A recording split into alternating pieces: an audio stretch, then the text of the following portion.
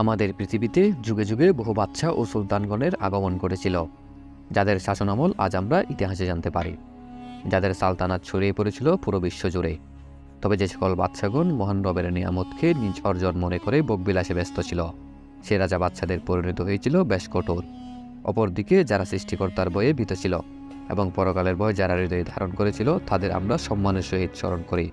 এমনই এক পরাক্রমশীল বাদশা ছিলেন জুলকারনাইন, যার শাসনভার প্রতিষ্ঠা হয়েছিল পুরো বিশ্ব জুড়ে।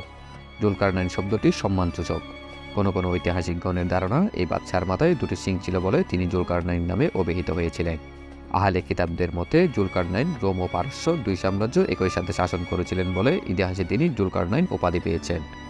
সম্পূর্ণ পৃথিবীতে শাসন প্রতিষ্ঠা করা বাদশা ছিলেন মোটে 4 জন, যাদের মধ্যে 2 জন ছিলেন আল্লাহ ভীরু, যারা নিজেদের প্রবর দেওয়া নেয়ামতকে স্বীকার করেছিলেন, মাতানত করেছিলেন সর্বত্র রাজত্ব যান মহান রবের নিকট।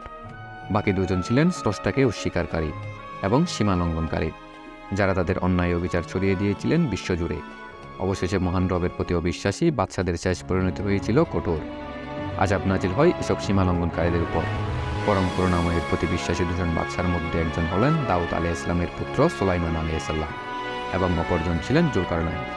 সুলাইমান আলাইহিস সালাম সম্পর্কে আমরা জানলেও বাদশা জুলকারনাইন সম্পর্কে আমাদের অনেক কিছুই অজানা। কে ছিলেন এই জুলকারনাইন? তিনি কি আল্লাহর প্রেরিত কোনো নবী ছিলেন? কেমন ছিল তার শাসনামল? এসব প্রশ্নের উত্তর নিয়ে আমাদের আজকের আয়োজন। পবিত্র কোরআন মাজিদে বাদশা জুলকারনাইনের 3টি অভিযানের কথা উল্লেখ করা হয়েছে, যার প্রথমটি তিনি পশ্চিম দিগন্তে পরিচালনা করেছিলেন। এক পর্যায়ে তিনি সমুদ্র কিনারে এসে পৌঁছান, যেখান থেকে সামনে শুধুমাত্র পানির দেখা মিলেছিল এবং সে পানিতে সূর্য অস্তমিত হয়ে যাচ্ছিল, কেননা কোনো মানুষের সূর্য অস্তমিত হওয়ার স্থানে যাওয়ার ক্ষমতা ছিল না। অতঃপর জুলকারনাইন এক অবাধ্য ও জালিম জনগোষ্ঠীর সম্মুখীন হলেন। মহান আল্লাহ তাআলা তাকে জানালেন তিনি চাইলে এই জাতিকে শাস্তি প্রদান করতে পারে অথবা ক্ষমা করে দিতে পারে।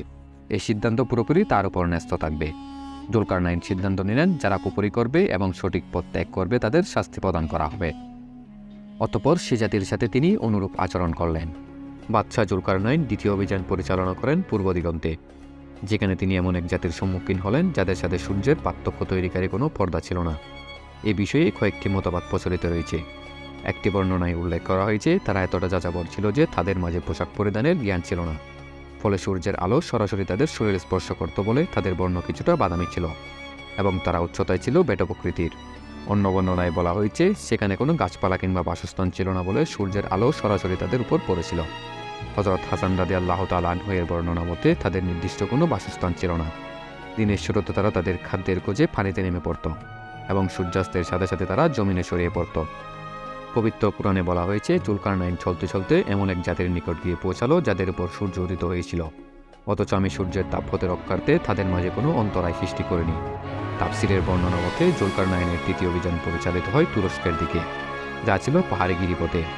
যে গিরিপথের 2 পাশে 2টি জাতির বসবাস ছিল, যার এক পাশে ছিল ইয়াজুজ মাজুজ এবং অপর প্রান্তে ছিল তুরস্কের সাধারণ অধিবাসীগণ, যাদের উপর নিয়মিত অত্যাচার চালাতো ইয়াজুজ মাজুজেরা। জুলকারনাইন যখন সেখানে পৌঁছান তখন নিপীড়িত তুর্কি আদিবাসীগণ ইয়াজুজ মাজুজ সম্পর্কে অভিযোগ জানালেন। তারা ইয়াজুজ মাজুজ হতে রক্ষা পেতে সেই গিরিপথের মাঝে একটি প্রাচীর নির্মাণ করে দেওয়ার আর্জি জানান বাদশাহ জুলকারনাইনকে। অতঃপর বাদশাহ জুলকারনাইন লোহা এবং তামার সমন্বয়ে সুউচ্চ একটি প্রাচীর নির্মাণ করেন সেই গিরিপথে। তাফসিরে যেটিকে রেখাযুক্ত চাদরের সাথে তুলনা করা হয়েছে। জুলকারনাইনের সঠিক নাম কোথাও উল্লেখ নেই, তবে কারো কারো মতে তার নাম ছিলেন আবদুল্লাহ। তাছাড়া হুরমুজ, মারজুবা ইবনে মারজুবা নামও কোনো কোনো বর্ণনায় পাওয়া যায়। ইতিহাসে বেশ কয়েকজন বাদশাহ জুলকারনাইন নামে অভিহিত হয়েছেন, যেমন বাদশাহ সিকান্দারকে কেউ কেউ জুলকারনাইন বলে থাকেন।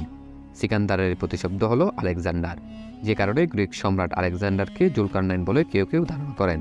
তবে তিনি ছিলেন অগ্নিপূজারী এবং বহু ঈশ্বরে বিশ্বাসী। অপরদিকে কোরআনে বর্ণিত জুলকারনাইন ছিলেন আল্লাহর একত্ববাদে বিশ্বাসী, যিনি ছিলেন হযরত ইব্রাহিম ও ইসমাইল আলাইহিস সালামের যুগের বাদশাহ এবং তিনি তাদের সাথে পবিত্র কাবা তাওয়াফ করেন। তার প্রতি সন্তুষ্ট হয়ে হযরত ইব্রাহিম ও ইসমাইল আলাইহিস সালাম মহান রবের নিকট তার জন্য দোয়া করেন। ইবনু আসাকির রাদিয়াল্লাহু তাআলা আনহু এর বর্ণনা মতে জুলকারনাইন দাউদ আলাইহিস সালামের 740 বছর পর এবং হযরত আদম আলাইহিস সালামের 5181 বছর পর জন্মগ্রহণ করেন এবং তিনি 32 মতান্তরে 36 বছর জীবিত ছিলেন। তিনি দীর্ঘ 16 বছর পৃথিবী শাসন করেন। তার উজির এবং সেনাপতির দায়িত্ব ছিলেন হযরত খিজির আলাইহিস সালাম। জুলকারনাইনের কাছে আল্লাহ প্রদত্ত কিছু অলৌকিক ক্ষমতা ছিল, যেমন তিনি প্রত্যেক জাতির ভাষা জানতেন। তিনি কোনো স্থানে যাতায়াত করতেন মেঘের মাধ্যমে। যিনি ছিলেন মহান রবের প্রতি বিশ্বাসী। এবং তিনি প্রায় সময় আল্লাহ তাআলার ইবাদতে মশগুল থাকতেন। অনেক ঐতিহাসিকগণের মতে তিনি আল্লাহর প্রেরিত নবী ছিলেন, তবে এই বিষয়ে কোনো সুস্পষ্ট প্রমাণ পাওয়া যায়নি। পবিত্র কোরআনে বর্ণিত জুলকারনাইন যে আলেকজান্ডার নন, এই বিষয়টি সুস্পষ্ট, তবে কে এই জুলকারনাইন তা একমাত্রই আল্লাহ ভালো জানেন।